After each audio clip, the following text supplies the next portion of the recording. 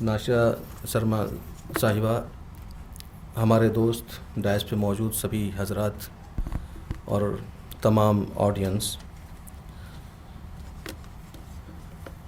ابھی تک لگ بھگ ان 6 کھنڈوں کی میں جتنی ساری چیزیں ہیں ان سبوں پہ بات ہو چکی.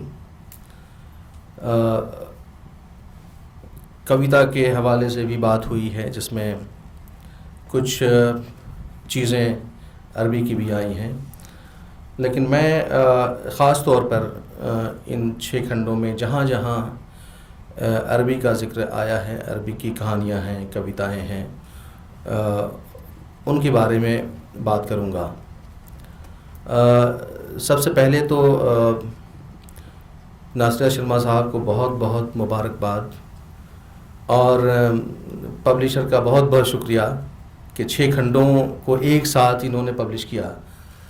یہ بڑے ہی آج کے دور میں ہمت کی بات ہے، اس لیے کہ اگر آپ سائنس کی کتابیں پبلش کریں تو شاید اس کو بڑی آسانی سے مارکیٹ میں بیچ سکتے ہیں، اس کا پروموشن بہت آسان ہوتا ہے. لیکن اگر لٹریچر ہو، چاہے وہ انگلش ہو یا ہندی، انگلش میں تھوڑی آسانی ہوتی ہے، انگلش میں اور اردو میں اور اس طرح کے لٹریچر میں بڑی دقت ہے، مارکیٹ کی کمی ہے. ہم سب لوگ اپنی بھاشا بولتے ہیں لیکن لٹریچر نہیں پڑھنا چاہتے، اور چاہتے ہیں کہ کوئی کتاب یہیں مفت میں لا کے دے دے اور پھر ہم اس کو سجا لیں، اپنے ڈرائنگ روم میں رکھ دیں، اور پھر لوگ آگے دیکھیں گے بھائی ان کے پاس بڑی ساری کتابیں ہیں. تو ایک شوق نہیں ہے، ہمارے اندر شوق نہیں ہے، اور اپنا لٹریچر بھی نہیں پڑھتے. پریم چند کو کتنے لوگ پڑھتے ہیں، اقبال کو کتنے لوگ پڑھتے ہیں اب، اور وہ کہانیاں یا کویتائیں جو باہر کی ہیں ان کو پڑھنے میں کے لیے تو اور بھی بہت زیادہ محنت کرنی پڑتی ہے، وہاں تک پہنچنا آسان نہیں ہے. کتاب آپ کے پاس ہوتی ہے پھر بھی ہم ذرا جھجکتے ہیں. اور میں یہ بات اس لیے کہہ رہا ہوں کہ ایک پترکا ہے، چھوٹی سی ہے، سار سنسار کے نام سے، 1996 سے امرت مہتا صاحب کے ساتھ مل کے اس کو ہم لوگ نکال رہے ہیں. 70-80 پیج کا نکلتا ہے، سال میں 4 بار نکلتا ہے، لیکن لگاتار نکل رہا ہے. ریڈر بہت کم ہیں، کتاب وہ ہم لوگ چھاپ کے یوں ہی بانٹ دیتے ہیں، اور کبھی کبھی تو یونیورسٹی میں ایسے ہی نیچے کینٹین کے پاس رکھ دیتے ہیں کچھ ہمارے پاس جو آتی ہیں کہ کوئی لے جائے، کوئی پڑھے اس کو. اور کبھی 2-4 مہینے میں کوئی میل آتا ہے کہ ہاں بھائی میں نے فلاں کہانی پڑھی اور بہت اچھی کہانی تھی. اچھا لگتا ہے کہ بھائی آپ کی چیز لوگ پڑھ رہے ہیں. تو اس حوالے سے میں بات کر رہا ہوں کہ ایک تو اتنی محنت ہے اس کے پیچھے، اس کے بعد آپ کی محنت کو کبھی کوئی سراہ دے کچھ برسوں میں تو کتنا اچھا لگتا ہے، جبکہ آپ انتظار کرتے رہتے ہیں. اور یہ 6 کھنڈوں میں جو کتاب ہے اس میں ایک بہت بڑا حصہ عربی کا ہے. اور اگر اب آپ عرب ورلڈ کو دیکھیں گے تو سیریا سے لے کے الجیریا تک ہے، اور ہم جب عرب ورلڈ کے بارے میں سوچتے ہیں تو ہم صرف گلف کے بارے میں زیادہ سوچتے ہیں. لیکن آپ کو میں بتا دوں کہ جو لٹریچر ہے، عربی لٹریچر، اس کا پروڈکشن گلف میں نہیں ہے. اس کا لٹریچر تو پروڈکشن ان جگہوں پر ہے جہاں پیٹرول نہیں ہے. یمن میں پروڈکشن اس کا ہوتا ہے، ایجپٹ میں ہوتا ہے، سیریا میں ہوتا ہے، پیلسٹائن میں جہاں پر ہر دن لڑائی جاری ہے وہاں ہوتا ہے، ریگستان میں یا سوڈان میں ہوتا ہے، سعودیہ میں نہیں ہوتا. کویت میں اس کا پروڈکشن بہت کم ہے. بحرین اور UAE چلے جائیں گے تو آپ کو کچھ نہیں ملنے والا. وہ ضرور شہر ہے لیکن وہ ڈیزرٹ ہے لٹریچر کے حوالے سے. تو میں صرف کہانی نہیں، میں پوئٹری کے بارے میں بات کروں گا. میں نے شروعات کی فلسطین کی پوئٹری سے، اور ایک بڑی اچھی بات اس میں یہ ہے کہ ایک تو سلیکشن اور چناؤ جن پوئٹس کا کیا ہے، کویوں کا کیا ہے وہ اپنے آپ میں بہت انٹرسٹنگ ہے. وہ اس سینس میں کہ جب ہم فلسطینی پوئٹری کی بات کرتے ہیں تو ہم لوگ نزار قبانی کی بات کرتے ہیں، اس لیے کہ بہت ہی عام سا نام ہے، اس لیے کہ وہ صرف پوئٹ ہی نہیں، وہ گیت بھی لکھتے تھے. اور ایک بہت اچھے اور پوئٹ ہیں فتویٰ توقان ہیں جن کی بات کرتے ہیں، اور ان کی شاعری کا بھی ترجمہ بہت ساری زبانوں میں ہوا. اس کے علاوہ محمود درویش کی بات کرتے ہیں. محمود درویش بہت ہی مشہور پولیٹیشین بھی رہے، اور جن کی ایک بہت مشہور کویتا ہے پہچان پتر. یہ پہچان پتر، اس کو جب آپ پڑھیں گے، اس کا بہت ہی خوبصورت ترجمہ اس کتاب میں ہے، تو آپ کو پوری فلسطین کے حالات کا اندازہ ہو جائے گا. لیکن ان سب سے پہلے جو انہوں نے بیک گراؤنڈ میں لکھا ہے فلسطین کی شاعری کے بارے میں، تو وہ بیک گراؤنڈ صرف شاعری کا نہیں ہے. اگر آپ اس کو پڑھیں تو آپ کو لگے گا کہ آپ فلسطین میں ہیں، وہاں کے حالات کے بارے میں بہت اچھی طرح اس میں لکھا گیا ہے. بہت ہی بریف ہے لیکن بہت اچھی طرح لکھا گیا ہے. وہاں کی سوسائٹی، وہاں کی پوئٹری، ان سب کے بارے میں اس کا ذکر ہے. نزار قبانی کے بارے میں کہوں، ابھی بات ہو رہی تھی فیمنزم کے حوالے سے. فیمنزم اگر عرب ورلڈ کے حوالے سے دیکھیں تو فیمنزم کی شروعات، اسٹڈی کی شروعات as a study, as a movement عورتوں نے نہیں کی تھی، مردوں نے کی. اس کے بعد عورتیں اس میں شامل ہوئیں. قاسم امین بہت مشہور نام ہے جس کو بڑی لعنت ملامت کی گئی، جس کے اوپر فتوے جاری ہوئے. جب بھی فیمنزم کی بات ہوتی ہے تو قاسم امین کی کتاب ہم پڑھتے ہیں عرب فیمنزم کے حوالے سے. تو مردوں نے عرب ورلڈ میں عورتوں کے اوپر زیادہ لکھا ہے، بہت لکھا ہے. نزار قبانی تو کہتا ہے کہ میں لکھتا ہوں عورتوں کی تاریخ. وہاں تو شروعات ہوتی ہے اس کی. بہت اچھی پوئٹری ہے، لیکن اصل میں وہ عورت کے بارے میں نہیں لکھ رہا ہے، وہ لکھ رہا ہے نیشن کے بارے میں، فلسطین کے بارے میں لکھ رہا ہے. اسی طرح وہ کہتا ہے کہ محبت مت کرو، حرام ہے، پھولوں کا کھلنا حرام ہے، پانی کا بہنا حرام ہے. آخر میں کہتا ہے کیونکہ ہر طرف بارود ہے. تو اس طرح کی شاعری فلسطین کی شاعری ہے، اور پوری جتنے سارے پوئٹس کا سلیکشن اس میں کیا ہے وہ سب بہت کمال کے ہیں. کچھ ایسے بھی ہیں جن کا نام شاید لوگ پہلی بار سنیں گے. ہم چونکہ عربی پڑھاتے ہیں تو ہمیں تو معلوم ہے ان کا نام، اور ایک دو نام ایسے ہیں جو پہلی بار میں نے ان کو دیکھا ہے. تو یہ بہت بڑا کنٹریبیوشن ہے ناشتہ شنما جی کا کہ انہوں نے فلسطین کے نئے شاعروں کو، حالانکہ اتنے نئے نہیں ہیں، بہت پرانے ہیں لیکن مشہور نہیں ہو سکے، لیکن ان کی شاعری بہت کمال کی ہے، اس کو انٹروڈیوس کرنے کا انہوں نے کام کیا ہے.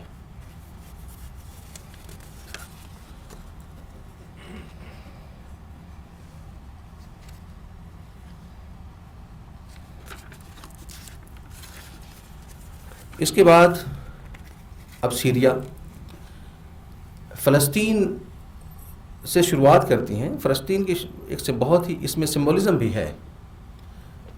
فلسطین ایک ایسا علاقہ ہے جہاں پر زبانوں کا ڈیولپمنٹ ہوتا ہے، جہاں عرب سویلائزیشن کا ڈیولپمنٹ ہوتا ہے، جہاں پر خوب لڑائیاں بھی ہوتی ہیں، جہاں یوروپینس کا عربوں کے ساتھ انٹریکشن ہوتا ہے، سینٹرل ایشینس کا بھی انٹریکشن ہوتا ہے، لوگ آ کے بستے بھی ہیں، اور بہت طرح کے مسائل جو آج بھی ہیں عربوں کے سامنے، اس کی شروعات بھی وہاں سے ہوتی ہے. تو اس لیے وہ ایک سمبولک بھی ہے کہہ سکتے ہیں. اس کے بعد سیریا، جہاں عمر ابو ریشہ جو بہت مشہور نام ہے شاعری میں، جو ہندوستان میں بڑے زمانے تک رہے، جس کو ہم لوگ اپنے کورس میں پڑھاتے بھی ہیں، ان کی شاعری کو انہوں نے اپنی کتاب میں جگہ دی ہے، اور اس کے لیے مبارکباد کے لائق ہیں. ہم لوگ بہت بہت مبارکباد دیتے ہیں کہ انہوں نے عمر ابو ریشہ جیسے بڑے شاعر کو جو عرب دنیا کے باہر یورپ میں تو ضرور ان کو جانتے ہیں، لیکن ہم لوگ ان کو نہیں جانتے، جبکہ وہ دلی میں بہت زمانے تک رہے۔ اس کے بعد عراق کا پوئٹری کا کنوس بہت بڑا ہے، اور انہوں نے انٹروڈکشن بہت کمال کا انٹروڈکشن دیا ہے، لکھا ہے بیبلونیا کے کھنڈروں پر لکھی جا رہی آدھونک دیومالائیں، اور اگر آپ اس کو پڑھیں تو آپ کو عراق لگے گا کہ آپ عراق کے سیر پہ ہیں۔ اور انہوں نے جمیل صدقی الذہاوی فلاسفر تھے، پوئٹ اتنے بڑے نہیں ہیں جتنے بڑے فلاسفر ہیں، ہم لوگ ان کو ایز فلاسفر مانتے ہیں، شاعر تو ہیں ہی۔ معروف الرصافی بہت بڑے نیشنلسٹ پوئٹ تھے، اور معروف الرصافی جیسے شاعر کو کا ترجمہ، ان کا عنوان آسان نہیں ہے، اس لیے کہ ان کی شاعری بڑی سمبولک ہے۔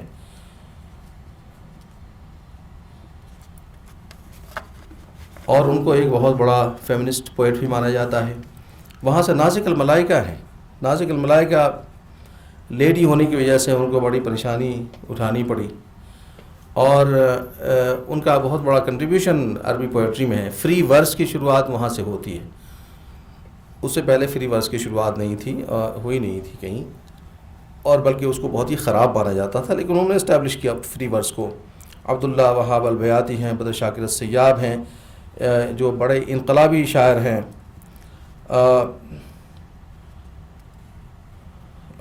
اس کے علاوہ کچھ نام ایسے ہیں جو نام میں نے پہلی بار سنے، لیکن شاعری بہت کمال کی ہے۔ اس میں ساجدہ الموسوی ہیں، علی جعفر ہیں۔ یہ شاید میرا اپنا خیال ہے کہ یہ کچھ ایسے شاعر ہیں جو سسٹم سے تھوڑے دور رہے، جن کو سسٹم نے ایکسیپٹ نہیں کیا، ان کی رائٹنگز زیادہ مشہور نہیں ہو سکیں۔ فاروق الیوسفی بھی اسی طرح کے ایک شاعر ہیں۔ اس کے بعد اب یہ لبنان پہنچ جاتی ہیں۔ انگور کے باغوں میں کیا ہے، نو جاگرن کی بھور، انگور کے باغوں میں نو جاگرن کی بھور۔ اور لبنان ایک ایسی جگہ ہے کہ اس نے لٹریچر کو ایک نیا موڑ دیا ہے۔ یہیں سے خلیل جبران آتے ہیں، یہیں سے خلیل مطران آتے ہیں، ایلیا ابو ماضی آتے ہیں۔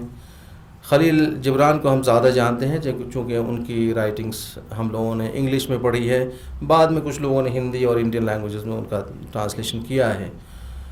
اور خلیل جبران یا خلیل مطران یا میخائیل نوئیما، جتنے سارے رائٹرز اور پوئٹس تھے، چاہے وہ امریکہ چلے گئے ہوں، لیکن لکھتے تھے وہ بیک گراؤنڈ وہی ہوتا تھا، لبنان کا ہی بیک گراؤنڈ ہوتا تھا یا سیریا کا بیک گراؤنڈ ہوتا تھا۔ تو اس حوالے سے یہ جو سلیکشن ہے، یہ سلیکشن بہت ہی کمال کا ہے، اور میرا اپنا اندازہ یہ ہے کہ جن پوئمس کا اس میں سلیکشن ہوا ہے، کیا گیا ہے، اس کا ترجمہ اس سے پہلے ہندی یا اردو میں ہوا نہیں ہے۔ میں نے کچھ کوشش کی تھی ایک زمانے میں، خلیل جبران کا کچھ ترجمہ کیا تھا جو ابھی تک چھپا نہیں۔ خلیل مطران بہت ہی مشکل ہے، ایلیا ابو ماضی بھی بہت مشکل ہے ان کا ترجمہ، جس میں انہوں نے جن کا ترجمہ دیکھ کے اندازہ ہوتا ہے کہ کتنی محنت کی ہوگی انہوں نے۔ اور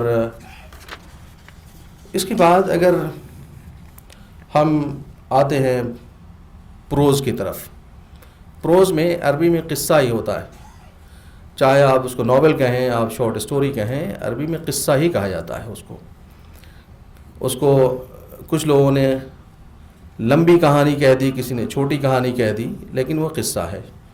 شارٹ اسٹوری کو میں ایک ایڈجیکٹو لگا دیا شارٹ کا، تو وہ شارٹ اسٹوری بن گئی۔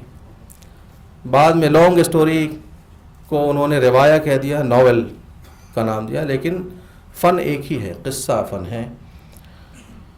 اس میں ایجپٹ سے شروعات ہوتی ہے، بہت ہی نارمل چوائس ہے ہمارا کہ سب سے زیادہ پروز کا پروڈکشن ایجپٹ میں ہوا ہے. ایجپٹ سے نجیب محفوظ ہیں، ہم سب جو جانتے ہیں، نوبل پرائز ونر ہیں. اور ایجپٹ میں پروڈکشن ہوا، اس کی وجہ کیا ہے کہ عرب دنیا سے رائٹرز زیادہ تر جو بھی بھاگے وہ ایجپٹ گئے پہلے، پھر وہاں سے وہ یوروپ گئے یا نارتھ امریکہ گئے یا وہ برازیل چلے گئے، روٹ وہی ہوتا تھا.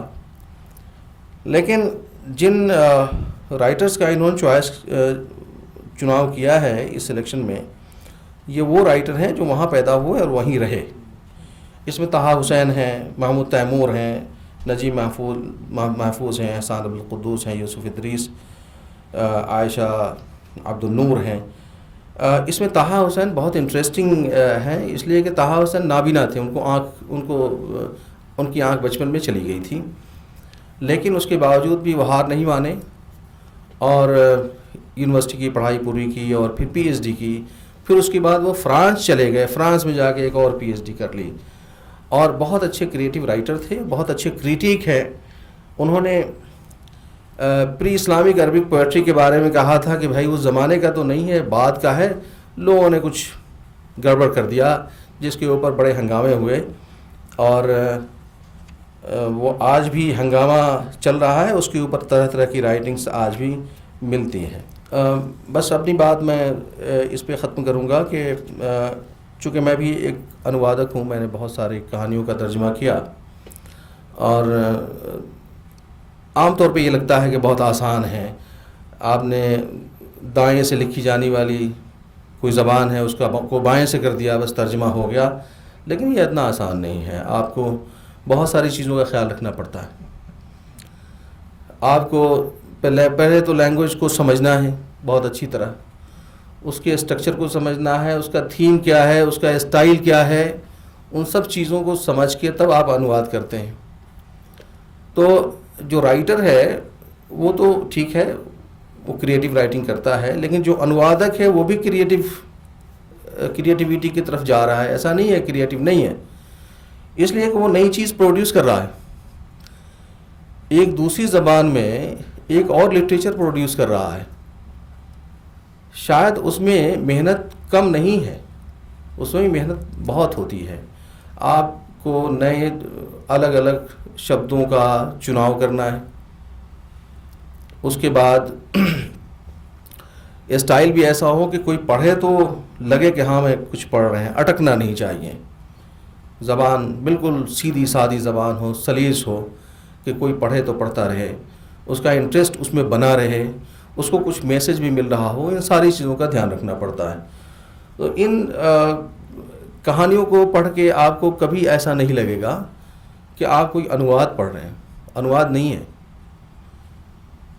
آپ کو اوریجنل رائٹنگ کا اندازہ ہوگا. میں اپنا پڑھ رہا ہوں ٹرانسلیشن تو مجھے لگتا ہے اچھا یہ گڑبڑ ہے یہاں پر، لیکن آپ کب تک اس کو لے کے بیٹھے رہیں گے کہ جب بالکل ٹھیک ہو جائے گا تب وہ کتاب میں جا کے شامل ہوگی یا میگزین میں چھاپیں گے. اس کو کرنے میں بہت وقت لگتا ہے. 10 سال کا وقت بتایا کہ 6 والیوم میں لگا، لیکن 6 والیوم میں 10 سال کا ٹائم مجھے لگتا ہے صرف ٹرانسلیشن میں لگا ہوگا. اس کے پیچھے اور بھی بہت ساری محنت ہوتی ہے.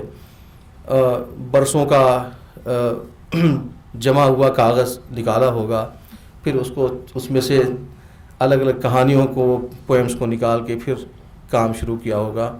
تو اس طرح ہوتا ہے کام، اتنا آسان نہیں ہے. اس کتاب میں ایک اور خاص بات ہے کہ جو اردو پڑھنے والے ہیں ان کو لگے گا کہ یہ اردو ہے، ہندی والوں کو لگے گا کہ یہ ہندی ہے. تو بیسیکلی یہی خوبصورتی ہوتی ہے کسی زبان کی کہ وہ پڑھنے والے کا انٹرسٹ اس میں بنا رہے. اور اس میں 2 طرح کے ریڈرز کا انٹرسٹ بنا رہے گا، اردو والوں کا بھی بنا رہتا ہے اور ہندی والوں کا بھی بنا رہتا ہے. تو اس حساب سے یہ ایک لٹریچر میں ایک بہت بڑا کنٹریبیوشن ہے. میں اس بات کو یہ نگیٹو نہیں مانتا کہ کوئی رائٹر ہے اور ٹرانسلیشن کرنے لگے تو وہ خراب ہو جائے گا. عربک میں ایسے بہت سارے رائٹر ہیں جو ٹرانسلیٹر تھے. مصطفیٰ لطفی منفلوطی، مازدولین ایک کتاب ہے، وہ جب کتاب چھپی تھی 1936 کے آس پاس تب سے لے کے آج تک وہ کتاب پڑھی جاتی ہے. فرینچ ناول ہے, اس کا ٹرانسلیشن ہے, اس کا رائٹر کون ہے اب کسی کو معلوم نہیں ہے, لیکن جو ٹرانسلیٹر ہے اس کے بارے میں ہم سب کو پتہ ہے, ہم سب پڑھتے ہیں اس کو. اس طرح کی بہت ساری کتابیں ہیں جو چھپی, لوگوں نے پڑھی, اور ٹرانسلیٹر زیادہ مشہور ہو گیا. ٹرانسلیٹر کا کام اس میں بہت زیادہ ہے. تو ٹرانسلیٹر صرف رائٹ ٹو لیفٹ نہیں کرتا, اس میں بھی کریٹیوٹی ہے. میں اسی پر اپنی بات ختم کرتا ہوں اور ایک بار پھر سے آپ کو مبارکباد دیتا ہوں. آپ نے بڑی محنت کی اور امید ہے کہ باقی جو کام ہے وہ جاری رکھیں گی. اور ایک بار پھر پبلشر کو بہت بہت شکریہ کہ آپ نے ہمت کی اتنے بڑے والوم کو چھاپنے کی. Thank you.